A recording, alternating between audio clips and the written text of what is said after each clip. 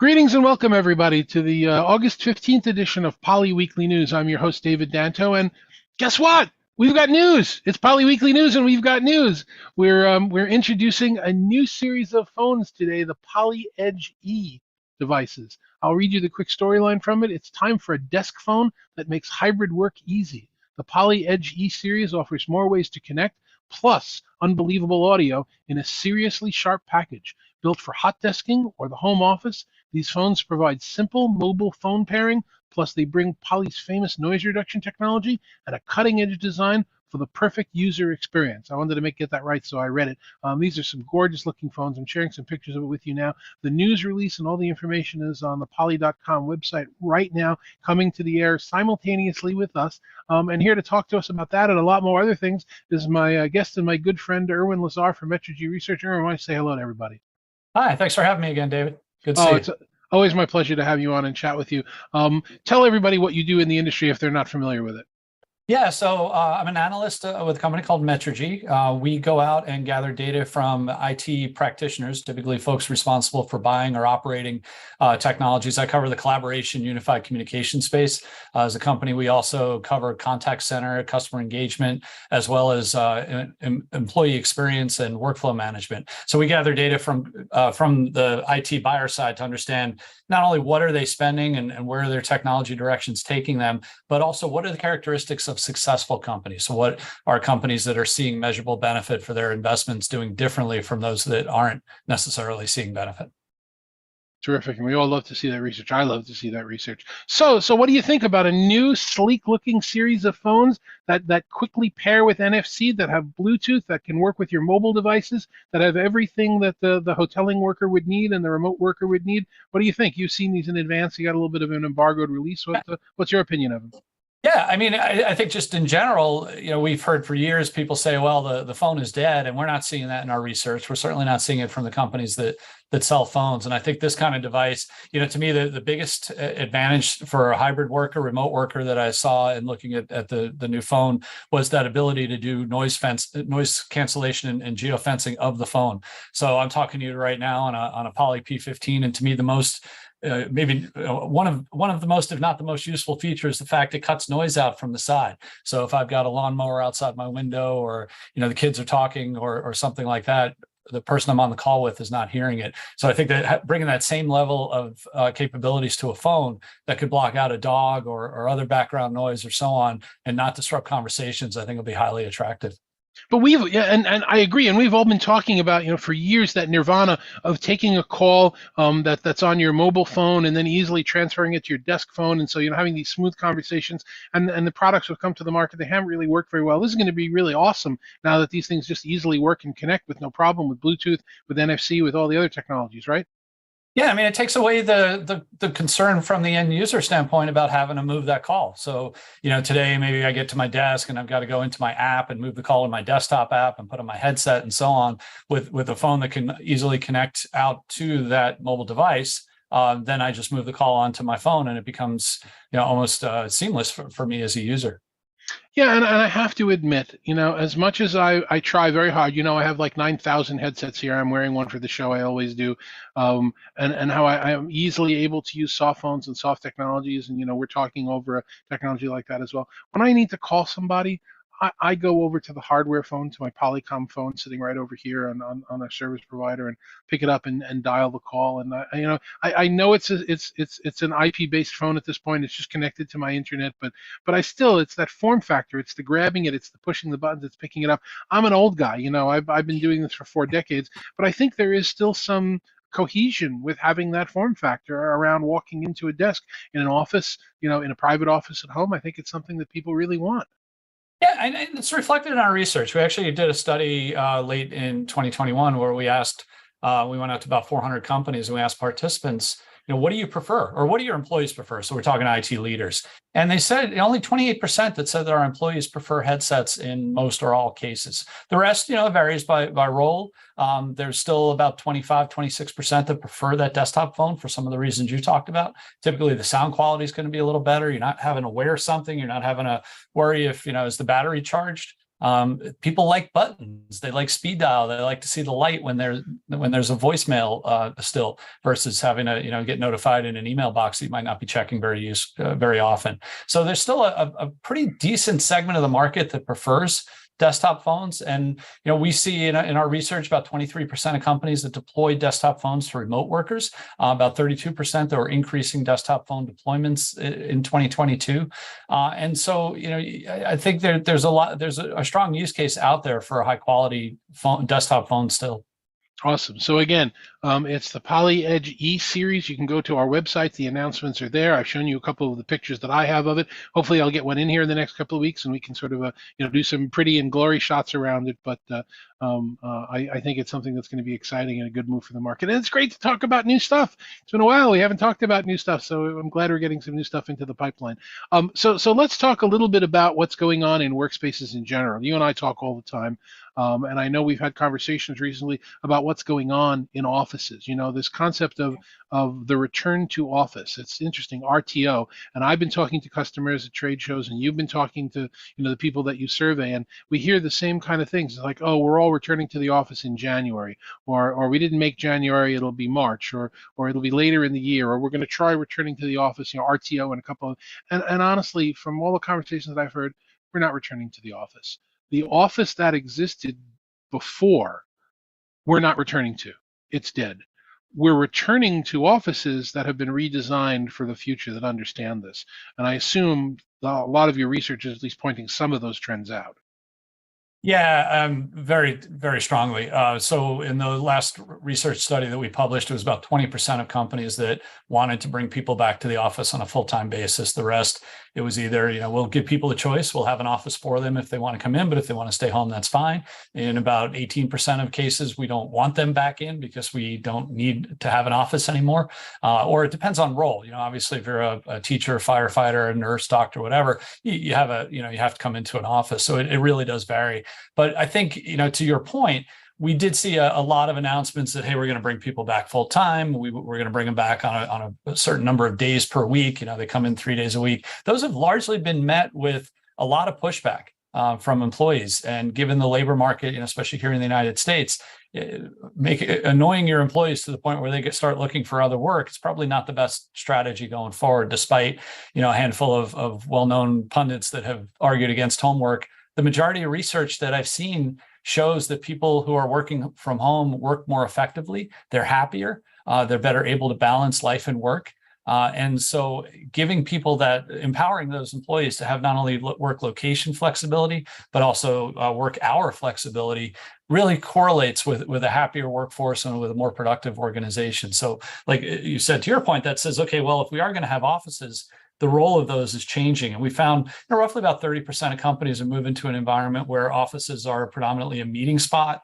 And maybe we'll have some hot desking type environment, shared workspaces for people who do feel like they want to come in, they work better in an office, they want to get away from distractions at home, or intermingle with coworkers. Yep.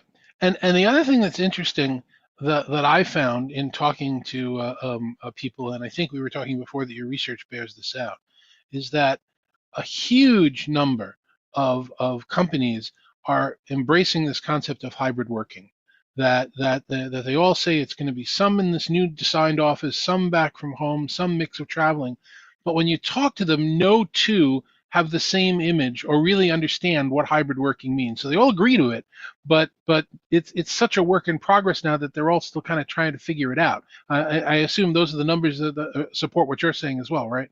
Yeah, again, I think people are trying to figure out what hybrid work means, and maybe more importantly, companies that are allowing this level of flexibility have a big struggle on their hands to ensure that the people who are working from home are not at a disadvantage, or even maybe the people who are working in the office are not at a disadvantage. So that means ensuring high quality voice and video experiences, making sure people in the meeting rooms can participate in chats and side conversations. People that are at home can see a whiteboard if it's not a virtual whiteboard. So that's where we see a lot of challenges that the companies are facing is, okay, if I am going to support hybrid work, I still have to focus on equity and making sure that no matter where somebody's working, they're able to communicate, collaborate effectively.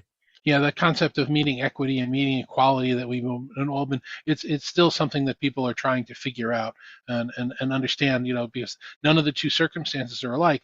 And it really is, what was it, our friend Tim Banting called it the great experimentation, right? Yeah. Companies are trying. There's an interesting article, I don't know if you saw in New York Magazine, I don't know if you read New York Magazine where you are, but there's an interesting article about how Apple executives, I'll see if I can find the link and I'll put it up on the screen, that the people that were pushing to make sure that employees came back 3 days a week because they absolutely had to, have resigned.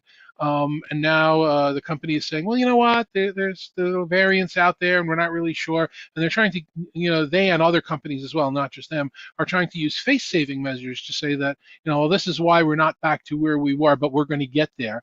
And it's this never-ending evolving situation that people who are striving for it to go back to it was are just never going to reach because everything is evolving and changing. Yeah, definitely. And the virus continues to evolve and change. I just got over COVID a couple of weeks ago, fully vaccinated. And, the idea that you kind of get it once and you're done and now you move on is probably not viable going forward. So companies do need to maintain that level of flexibility. If you force people back in and everybody's getting sick, that's going to negatively impact business operations. Yeah, so we're kind of in this hurry up and wait for a very long period of time, with at least the acknowledgement right now that nobody's going back to the office building the way it was.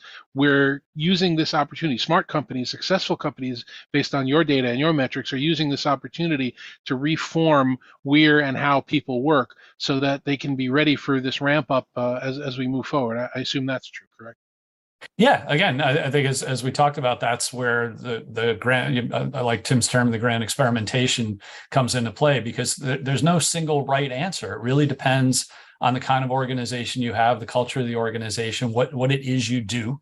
And I think, the companies are going to have to find what works for them and what works for their employees. One of the areas that we just recently published a study in was around a space called employee experience, which we're finding now companies are investing in tools to measure employee engagement, employee happiness, and they're taking a more proactive role in, as they flesh out these strategies, understanding, do employees like this new way of working, or would they prefer something different? Again, because there's an understanding now that a happy workforce is a productive workforce and is one that hopefully won't be leaving, to go find jobs elsewhere. And I'm assuming that you're starting to see a different blend of players as it comes to trying to figure out the employee experience. We used to be talking to the IT leaders that were putting in this technology, but it's more than just IT at this point right now, isn't it? Yeah, HR is heavily involved. HR often drives a lot of the initiatives, working hand in hand with IT, trying to establish applications that are better at sharing information, allowing people to form communities and bond with one another, providing a voice of the employee feedback mechanism so people can express how they feel about the work. And then also gathering data from the collaboration applications. One of the points we found in this research is the companies that take a proactive approach toward ensuring high quality collaborative experiences through better quality applications, personal devices, in-room devices, et cetera, tend to have more satisfied employees. So there is a direct correlation between, making sure that the collaboration environment, especially for remote workers, is optimized, and ensuring that people feel like, they're not second class citizens or shorthanded by having to work from home. Can we shorten that sentence to just be buy more poly stuff, have happier employees? Again, I have to be careful about endorsing specific products, but I think for me, it's take a proactive approach. I've been saying this now for a couple of years because this is what our research shows, is that if you're just giving people the standard built-in webcam and telling them to go use the the $9 plug-in headset at home, probably not a real good meeting and collaboration experience. Exactly. Okay, I won't put words in your mouth. One thing that's been a pet peeve of mine for a while, I'm curious if you're seeing any of it come back in the data that you've pulled already, is this idea that in this new hybrid working world, managers are going to need a lot more training. We can't go around with this idea that we're taking our best producers and just making them managers, or our best employees and making them managers, without kind of teaching them how to use these tools and how to manage a remote workforce. Have you started to see any trends toward more education and more support for managers that are managing remote workforces? Starting to, again, I think there's a big struggle for people who manage virtual and distributed teams who haven't done it before. I participate in a number of online discussions, and there's always a lot of questions, which, how many meetings should we have? How often should I talk to my remote employees? I got beaten up really badly in a Twitter thread because I misspoke and said that I have one-on-one daily catch-ups with everybody on my team. So everybody assumed, well, you're 30-minute, to an hour meetings with everybody every day. How much time are you wasting during the day? In our case, it's very short check-in type meetings. But when you get in the agile workforce or agile methodology, there's very distinct definitions of check-ins and one-on-ones and so on. But, I think how much time do you spend talking to remote employees? What do you use to engage with them on? Email is obviously not the best tool, but then if you're using, Microsoft Teams or Slack or another variant, how much distraction does that cause? So I think, I think people have gotten better, certainly much more experienced in remote managing remote teams and being part of a remote team. But I think that's still an area going forward that, we'll see more research, we'll see more best practices. But I think it's an area, certainly from a training standpoint, where, if I'm in HR, I want to be proactive about making sure that managers understand how to support those distributed virtual teams. Okay, so tell me, what's on your radar? What's on Metrigy Research's radar going forward? You have some new surveys that you're going to be working on over the course of the next quarter or so?